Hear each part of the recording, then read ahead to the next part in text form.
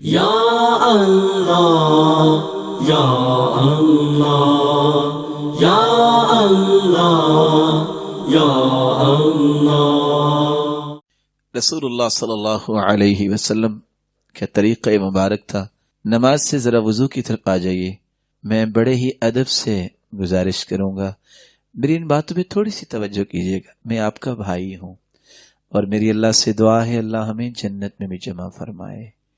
ہم جس بہت بڑے عظیم مقصد کے لیے جمع ہوئے ہیں وہ ہے رسول اللہ صلی اللہ علیہ وسلم کی یاد اور ان کے رویوں کو اپنی زندگی میں اتارنے کے پیغامات سمجھنے کے لیے۔ وضو کی طرف آئیے۔ ہم جب وضو کرتے ہیں کبھی ہم نے سوچا کہ میرا وضو اللہ کے رسول جیسا وضو ہے؟ اور اگر میں یہ کہہ دوں تو مجھے امید ہے کہ آپ کو پسند ہی آئے گا۔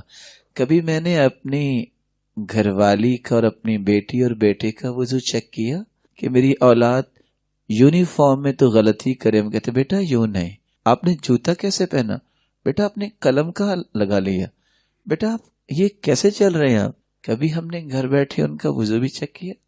کبھی ہم نے کہا بیٹا آپ اتنے زیادہ پڑھ گئے ہو، آج ذرا مجھے نماز تو پڑھ کے سناؤ، تم کیسے کھڑے ہوتے ہو، رکوع کیسے کرتے ہو، آپ کا سجدہ کیسے ہے، ہاتھ کہاں رکھتے ہیں۔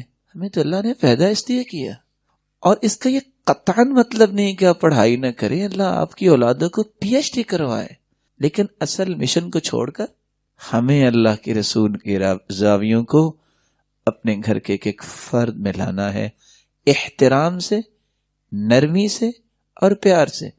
لیکن کب؟ جب ہم کچھ کریں گے۔ یہ کیسی اولاد ہم اس کی پرورش کر رہے ہیں کہ اس کے نام کے کتنے اکاؤنٹس بھی کھول دیتے ہیں اور کیا کچھ لگا دیتے ہیں، اور جب انسان فوت ہو جائے تو اس کو پتہ ہی نہ ہو کہ غسل دینے کا طریقہ کیا ہے، اس کو پتہ ہی نہ ہو کہ میں نے دعائیں کون سی پڑھنی ہے، وہ جنازہ ہی نہ پڑھا سکے میرا اور آپ کا۔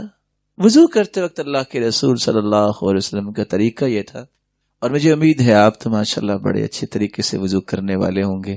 سب سے پہلے کیا کام کرتے ہیں ہم وضو کرتے وقت؟ نہیں، سب سے پہلے تو انسان نیت کرتا ہے نا کہ میں وضو کرنے لگا ہوں، اور پھر بسم اللہ پڑھتا ہے، اور اس کے بعد میں آپ کا بھائی محسوس نہ کیجیے، ہمیں مل کے انشاءاللہ سمجھنا، اور اس کے بعد ہمیں کیا کرنا ہوتا ہے؟ ہاتھ کو دھوتے ہیں، اور ہاتھوں کو کہاں تک دھوتے ہیں؟ کلائیوں تک، اور اس کے بعد ہمیں یہ انگلیاں ایک دوسرے میں داخل کر کے خلال کرنا ہوتا ہے۔ اور میں پتہ یہ بات کیوں لے آیا اچانک میں، وضو انسان خوبصورت طریقے سے کر لے تو انسان کی آنکھوں کے گناہ، ہاتھوں کے گناہ، پاؤں کے گناہ، حتیٰ کہ تحت اظفاری، ناخنوں کے نیچے بھی چھپے ہوئے گناہ اللہ تعالیٰ بالکل دھو کے انسان کو پاک صاف کر دیتے ہیں۔ یہ وضو معمولی چیز نہیں ہے۔ اس کے بعد خلال تو کر لیا، اس کے بعد کیا کرنا؟ کلی کرنا۔ بارک اللہ فیکم۔ کیسے کلی کریں گے؟ دنیا جہان کی گتھیاں سلجھانے کے لیے آپ عوام کو دیکھیں گے، آپ کسی دن 100 لوگوں کو جمع کریں، ان سے کہیں میرے پیارے بھائیو مجھے وضو کا طریقہ بتا دیں، آپ 100 لوگ آپ کو الگ الگ رائے دیں گے۔ کیوں؟ ہماری توجہ نہیں ہے۔ اس مہینے میں اگر ہم یہ سمجھتے ہیں، حالانکہ ہمیں ایسا نہیں سمجھنا چاہیے کہ اس مہینے میں ہمیں لاکھ کیا کروڑوں روپے لائٹوں پہ لگانے ہیں، تو ہمیں یہ بھی سمجھنا چاہیے نا کہ اس ہستی کی ادائیں کیا تھیں۔ کبھی اس پہ بھی ورکشاپ لے لیں، کبھی اس پہ بھی ورکشاپ دے دیں، کوئی کتاب پڑھ لیں، اللہ کے رسول کے رویے کیسے، اس ہستی کی یادیں پڑھیں۔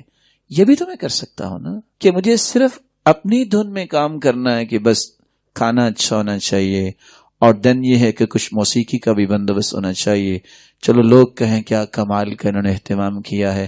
یہ ایک الگ بات ہے کہ یہ کرنا جائز ہے کہ نہیں جائز، کیونکہ یہ ابو بکر نے نہیں کیا، یہ عمر و عثمان و علی نے نہیں کیا، 1,44,000 صحابہ نے نہیں کیا، اور 1400 سال گزر گئے، زمانہ 100 سال کی 14 کروٹیں لے چکا، کسی ایک حدیث میں اس کا تذکرہ نہیں ہے۔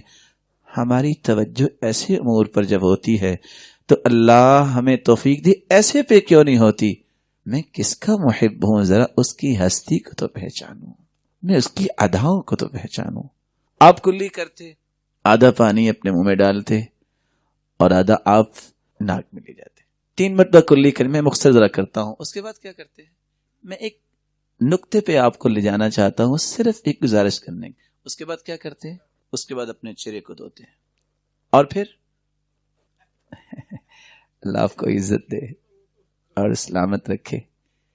میں یہاں ایک چھوٹی سی گزارش کرنا چاہوں گا. بعض دفعہ نا لیکچر جو ہوتے ہیں نا تو وہ اتنے بلند الفاظ بولے جاتے ہیں کہ بس اوقات تو سر سے اوپر سے گزر جاتے ہیں. جیسے ہم 6 جو نا وہ ستمبر کو دیکھتے ہیں جہاز اڑ رہے ہیں، لیکن میں تھوڑا سا فلائنگ جو ہے نا وہ نیچے کرنا چاہ رہا ہوں کہ آپ میرے ساتھ ساتھ چلیں. ایک بات بتائیے کہ اگر وضو نہ ہو تو نماز ہوگی؟ بولیے. اور حدیث بھی یہ کہہ رہی ہے کہ ایک شخص نے ایک نماز بغیر وضو کے پڑھی، حکم ہوا اس کو 100 کوڑے لگائے جائیں قبر میں. فلم یزل یسعل ویدعو، وہ روتا رہا، ایک کوڑا رہ گیا. جب ایک کوڑا مارا گیا فامتلأ قبرہ نارا، اور اس کی قبر آگ سے بھر گئی. کہتے علی ما جلدتمونی، کیوں مار رہے ہو مجھے؟ جواب ملا انک صلیت صلاۃ واحدہ بغیر طہور، تم نے ایک نماز بغیر وضو کے پڑھی، نماز نہیں ہوئی. اور اگر وضو میں نقص ہو نماز تو پوری ہو جائے گی نا. نہیں، یہ تو آپ محترم ہیں، آپ کی رائے کو میں تو مانتا ہوں. آپ بھائیوں کا بھی یہی خیال ہے، اگر وضو میں نقص ہو تو کیا نماز تو پوری ہوگی نا انشاءاللہ. اللہ آپ کو برکت دے. مطمئن ہے نا آپ سارے اس بات؟ رسول اللہ صلی اللہ علیہ وسلم جب وضو کیا کرتے فَأَخَذَ كَفًّا مِّن مَاءٍ فَأَدْخَلَهُ تَحْتَ حَنَكِهِ فَخَلَّلَ بِهَا لِحْيَتَهُ. آپ جب وضو فرماتے تو پانی کا چلو لیتے اور اپنی داڑھی مبارک کے نیچے داخل کرتے اور خلال کرتے اور فرمایا ہَكَذَا أَمَرَنِي رَبِّي، میرے رب نے مجھے ایسا ہی حکم دیا ہے. اور جبریل ایک مرتبہ نہیں آئے وضو سکھانے کے لیے، 3 مرتبہ آئے نماز پڑھانے کے لیے. سچ بتائیے گا، یہاں نہیں تو چلو اکیلے بیٹھ کے ضرور سوچیے گا. جس میرے معزز محترم مکرم محتشم بھائی جو بھول گیا ہوگا، اس نے اگر خلال کی جگہ ہی نہیں چھوڑی تو خلال تو کیا ہی نہ اس نے، وضو اس کا مکمل ہے. چھوڑیے باقی باتوں کو، یہ لوگوں کی باتوں کے پیچھے ہم نہیں جاتے، ہمیں تو حدیث کے مطابق چلنا ہے. کیا اس کا وضو مکمل ہے؟ اگر وضو میں یہ نقص ہے کہ اس نے خلال نہیں کیا، ہو سکتا ہے کوئی میرا پیارا بھائی یہ کہہ دے بچے بھی تو نہیں کرتے، وہ مکلف نہیں ہے. لا یکلف اللہ نفسا الا وسعها، نہ عورتوں کے لیے حکم ہے نہ بچوں کے لیے حکم ہے. جس کی ہوگی یہ سنت اس کے لیے حکم ہے، وہ تو زائل کی گئی. تو ہمیں دیکھنا ہے کہ میری محبت کا یہ زاویہ کہاں تک درست ہے، میرا وضو کیسا ہے، میری نماز کیسی ہے، میرا اٹھنا بیٹھنا کیسے ہے، خوشی میں کیسے گزارتا ہوں. آپ صلی اللہ علیہ وسلم کو تو خوشی آئے تو آپ 2 کام کرتے، کہتے الحمدللہ الذی بنعمتی تتم الصالحات، اللہ تیری توفیق سے مجھے خوشی ملی، تیرا ہی شکر ہے اللہ، تیری ہی تعریف ہے. اور دوسرا کام کیا کرتے؟ کان اذا اتاہ امر یسر بہ خر ساجدا للہ، جب خوشی آتی فوراً سجدہ ریز ہو جاتے. یہ خوشی ہے. وہاں خوشی کا یہ پہلو کہ اچھلنا اور کودنے لگ جانا، یہ تو اللہ کے رسول نے تو نہیں دیا. یہ جذبات میں آ کے آپے سے باہر ہو جانا، یہ تو اللہ کے رسول نے نہیں دیا. اور آپ کو بھی غم آتا، ابھی آپ کو کوئی فکر لائق ہوتی تو آپ اس وقت بھی کیا کرتے؟ کان اذا حزبہ امر صلی، آپ فوراً نماز پڑھتے، اللہ کے سامنے گرتے، کیونکہ مشکلیں آسان کون کرنے والا ہے؟ اللہ ہے. اللہ نے ہی سب کچھ کرنا ہے، تو پھر واویلا کرنا اور نوحہ کرنا اور نہ جانے کیسی کیسی بات کرنا، یہ تو اللہ کے رسول نے نہیں سکھایا. آپ نے چلنے کا بھی طریقہ سکھایا. آپ جب چلتے کأنہ یتوکا، ایسے اپنے سر مبارک کو جھکا کے چلتے جیسے کوئی ٹیک لگا کے چل رہا ہے. ولا یلتفت، اور آپ دائیں بائیں نہیں جھانکتے تھے، آپ کے چلنے کا انداز، آپ کے بیٹھنے کا انداز.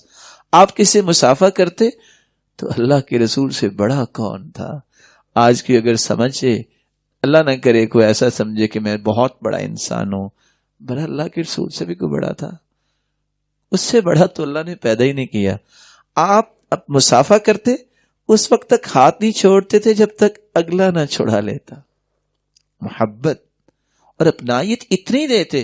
اور میں تو حیران ہوں اس حدیث پہ، ما من مسلمین یلتقیان فیتصافحان الا غفر لهما قبل ان يتفرقا. مسلمان جب مسلمان سے ملتا ہے، مسافہ کرتا ہے احترام اور محبت سے، دونوں کے ہاتھ جدا بعد میں ہوتے ہیں، دونوں کے گناہ اللہ پہلے معاف کر چکے ہوتے ہیں. اتنا پیارا عمل. اور آپ کے ساتھ جس کی بھی ملاقات ہو جاتی، یہی وجہ ہے اس کو یہ یقین ہو جاتا کہ سب سے زیادہ اللہ کے رسول میرے ساتھ ہی محبت کرتے ہیں. یہی بات عمرو بن عاص رضی اللہ تعالیٰ عنہ سے ایک دن سوچتی ہیں کہ اللہ کے رسول کو میرے ساتھ پتہ نہیں کیوں اتنی زیادہ محبت ہوگی. جا کے پوچھتے ہیں من احب الناس الیک، اللہ کے رسول آپ کو سب سے زیادہ کس سے محبت ہے؟ وہ صرف چیک کرنا چاہ رہے تھے کہ واقعی ایسا ہے. تو آپ نے فرمایا عائشہ، سیدہ عائشہ سے. قال لا من الرجال، مردوں سے. قال ابوها، ابو بکر سے. قلت ثم من، پھر کس کے ساتھ؟ قال عمر. قلت ثم من، پھر کس کے ساتھ؟ قال عثمان. قلت ثم من، پھر کس کے ساتھ؟ قال علی رضی اللہ عنہم وارضاہم. 10 صحابہ کے نام لے لیے اور عمرو بن عاص مسکرانے لگے. کہا عمر کیا ہوا؟ کہ اللہ کے رسول میں نے تو پوچھا اس لیے تھا کہ سب سے پہلے آپ میرا نام لیں گے. ایک ملاقات پہ اتنی محبت دے دیتے کہ زندگی میں وہ محبت اس انسان کو بھولتی نہ. تو میں ایک مرتبہ پھر ادب سے گزارش کروں گا، بینگ اے مسلم، میری اور آپ کی محبت سچی اس وقت ثابت ہوگی جب ہم ہر کام کو جو اللہ کے رسول نے کیا اس کام کو اپنی زندگی میں شامل کر لیں، اپنے زاویوں کو اس طرح بنا لیں اور اپنے رویوں کو درست کر لیں. کیونکہ درستگی کا معیار ہی ایک ہے، مقیاس ایک ہے، میزان ایک ہے، وہ ہے اللہ کے رسول کی ذات.